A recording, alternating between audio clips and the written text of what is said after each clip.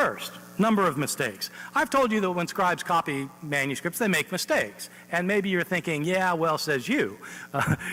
Is there like evidence of this, or is this just one of your other crazy opinions? Well, again, it is one of my crazy opinions, but there turns out to be evidence. We have 5,500 manuscripts of the New Testament.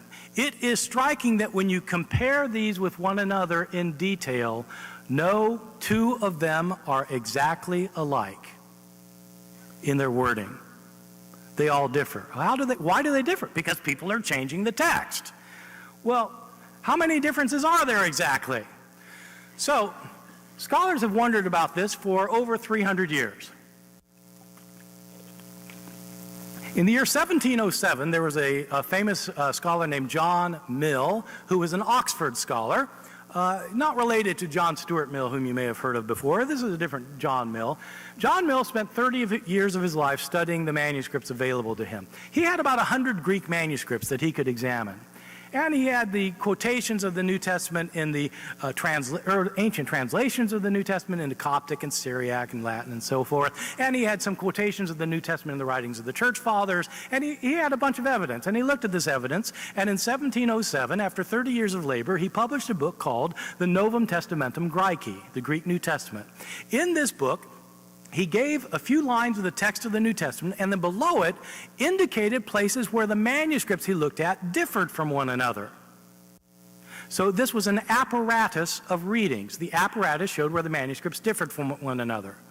To the shock and dismay of many readers, John Mill's Novum Testamentum Graeci, in the apparatus, he indicated 30,000 places of difference among the manuscripts that he had examined. 30,000 places where the manuscripts differed from one another. And he was looking at 100 manuscripts. We have 5,500 manuscripts today. Well, how many differences are there among these manuscripts exactly?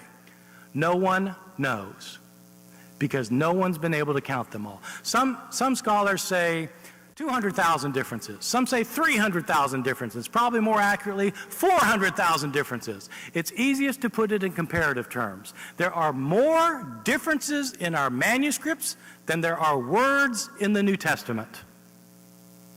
That's a lot of differences.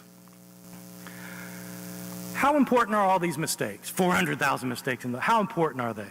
Two things to say. First, most of these mistakes, in fact, are not important at all. Let me stress this point, as I think Dan will probably want to stress it as well. Most of the mistakes we have in our manuscripts are completely insignificant, immaterial, and matter for nothing more than to show that scribes in the ancient world could spell no better than students can today. And scribes didn't have spell check. I mean, I don't know about Dallas Theological Seminary, but at UNC, it's a complete mystery. How do students turn in papers with misspelled words? I mean, the computer tells you it was misspelled. I mean, how smart do you have to be? It's got a red line under it. Anyway, scribes didn't have that luxury. Scribes didn't even have dictionaries. Scribes often didn't care how they spelled words. We know that scribes didn't care how they spelled words because sometimes you have a scribe writing the same word on 3 lines in 3 different ways. He just didn't care. And all 3 would count as a difference. Lots of differences don't matter. Sometimes scribes will leave out a word, they'll leave out a line. Sometimes scribes will leave out a page. I mean, that would matter, but you can tell when it's happened, and so it's not a big deal. Most things don't matter. There are some changes, though, that matter. Some of the differences in our manuscripts matter a lot. Not 400,000 of them, but a lot of them do, as we'll see in a minute. Put simply, the New Testament is far and away the best attested work of the ancient world.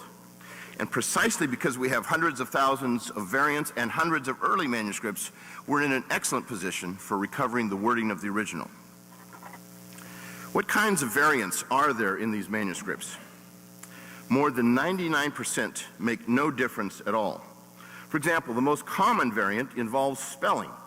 And this is a very common variant. It's far away. Oh, sorry. I was at Duke earlier today. The most common spelling variant involves a movable nu. You know, when you put N on a word in English and the next word starts with a vowel, an, apple, a book, that kind of thing. Greek does the same thing, but not all the scribes put that new on there. And so some of them said a book, a apple. You know, but it means the same thing. The smallest group of variants are those that are both meaningful and viable. What I mean by meaningful is that they change the meaning of the text to some degree. And viable means that they have a good chance of representing the original wording. Less than 1% of all textual variants fit this group, as Bart and I would both agree. For example, I'll just give a couple of illustrations. Mark chapter 9, verse 29. Jesus' disciples went out to cast out some demons and they were unsuccessful. And Jesus said, this kind can come out only by prayer. Some manuscripts, most later manuscripts have, and fasting. So were those demons the kind that needed to be cast out by prayer and fasting, or would prayer do it alone? It's an important variant. And you can tell just by looking at me that I go with a shorter reading.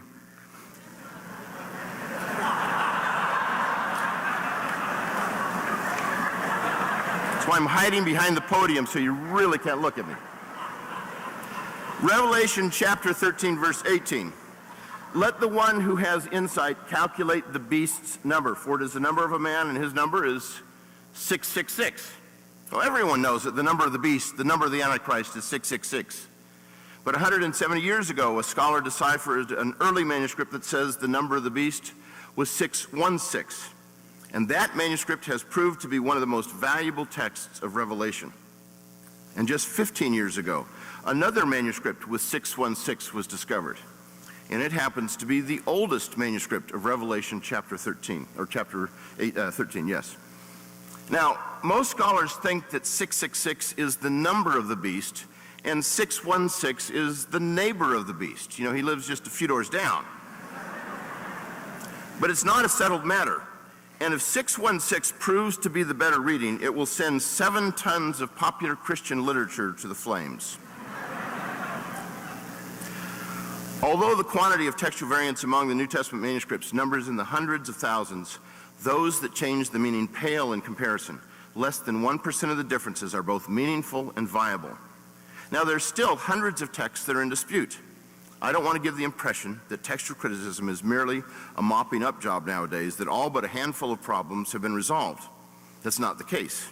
There are hundreds of passages whose interpretation depends to some degree on which reading is followed.